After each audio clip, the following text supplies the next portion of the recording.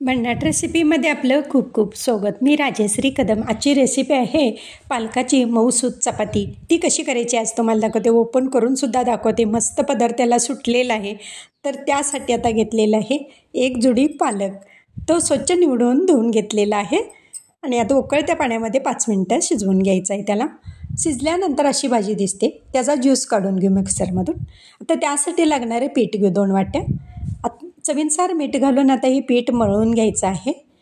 आणि जर तुमच्याकडे पालकची भाजी कुणी खात नसेल तर असे वेगवेगळे पदार्थ करून त्यांना खाऊ घालू शकता. आता 1 वाटी ज्यूस निघाला आहे, पण पूर्ण एका वाटीमध्ये 2 वाटी पीठ भिजलं जातं व्यवस्थित.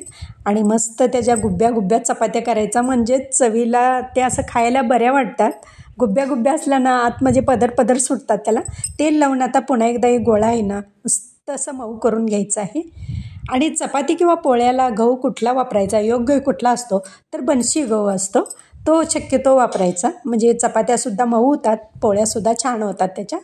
आता असा गोळा घेऊन मस्त लाटून घ्यायचा आहे. आणि मी बरेचसे पालकचे राईस अपलोड केलेला आहे, पुरी अपलोड केलेले आहे, पाहू शकता तुम्ही. आता ह्याच्यामध्ये तेल टाकायचं थोडंसं आणि साधारण पीठ भुरभुरायचं आणि पुन्हा एकदा हे फोल्ड करून वरच्या बाजूला देखील लावून घ्यायचं, म्हणजे त्याला पदर व्यवस्थित सुटतात आणि वातट होत नाही चपाती. आता पुन्हा एकदा याच्यावरती पीठ आणि तेल टाकलेलं आहे आणि आता हे फोल्ड करून अलगद लाटून घेऊ. आणि बघा, शक्यतो आपण ज्या वेळेला लाटतो ते काठ व्यवस्थित लाटायचं, म्हणजे पदर त्याला व्यवस्थित सुटतात.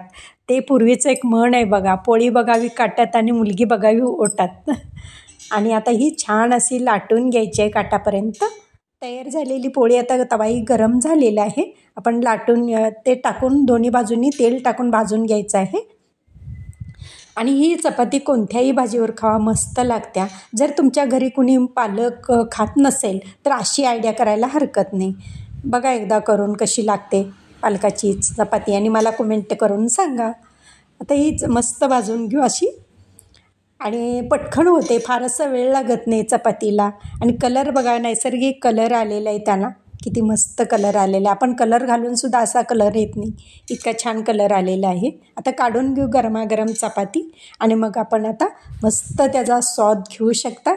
असा बाईट घ्यायचा आहे गरमागरम आणि खायचा. माझी रेसिपी व पदार्थ आवडल्या चॅनलला सबस्क्राईब करा, बेल आयकॉन दाबा, लाईक करा, इतरांना शेअर करण्याचं विसरू नका, तसंच कमेंट करण्याचं विसरू नका. आपल्यासाठी अशीच नवनवीन पदार्थांनी तोपर्यंत धन्यवाद.